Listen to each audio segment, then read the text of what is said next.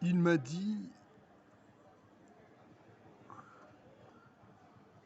dit, rentre en toi-même, c'est le chemin de la vérité vers laquelle tu dois aboutir. Ne crains pas les ténèbres épaisses qui l'obscurcissent. La lumière s'y cache depuis tes origines.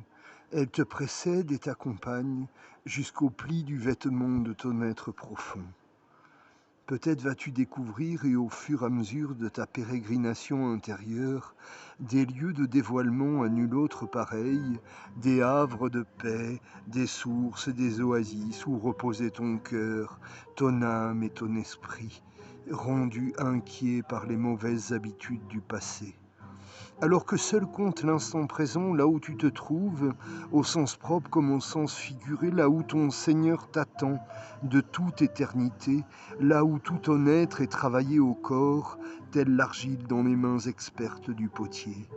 Sache seulement qu'il faudra que cette terre de laquelle tu es issu, cette terre adamique, devra cuire à grand feu pour éliminer les scories, les miasmes de ta nature pécheresse dont ta naf s'est constituée, faite d'ombre et de lumière, nature première en devenir, objet, sujet de la harma d'Allah.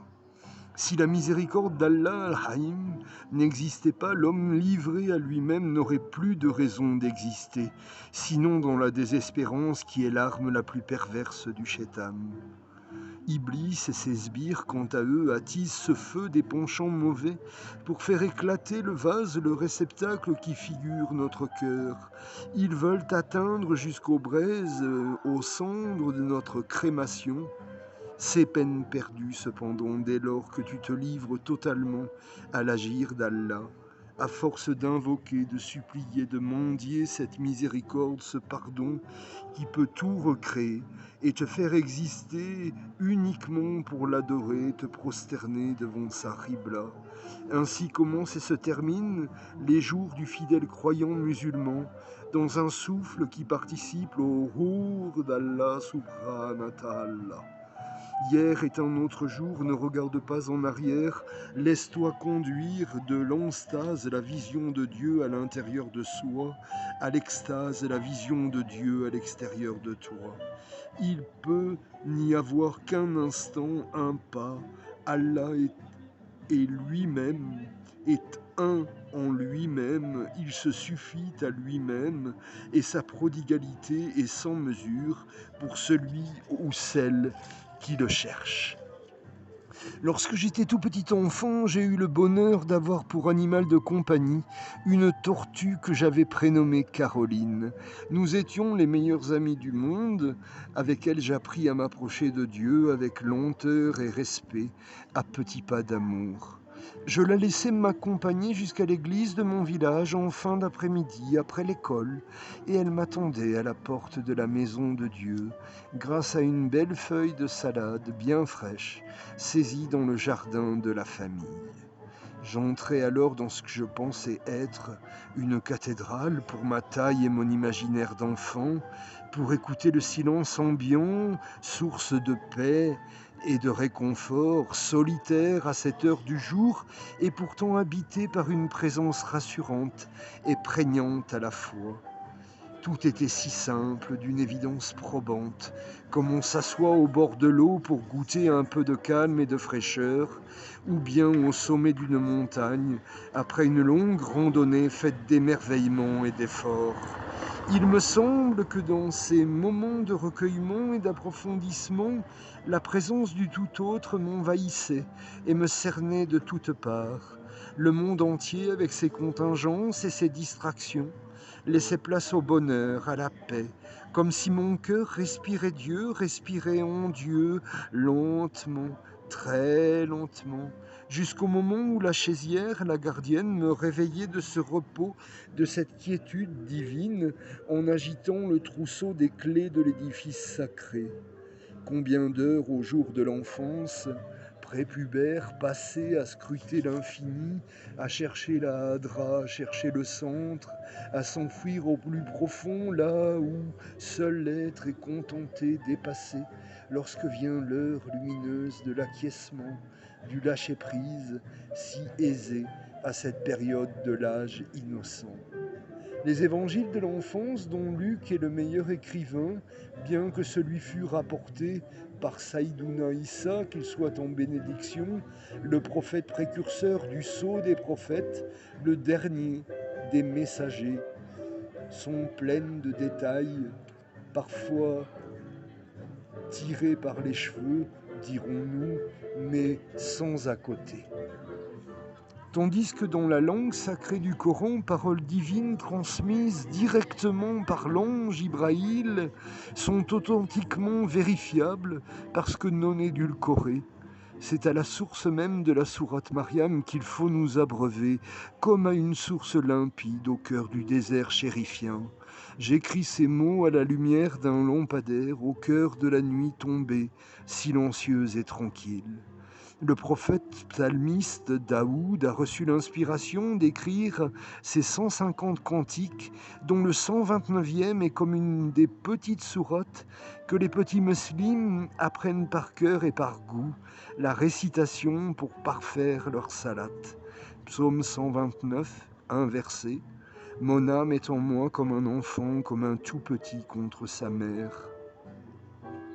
Cela ne nous ramène-t-il pas aux origines de la création adamique par Al-Wahid?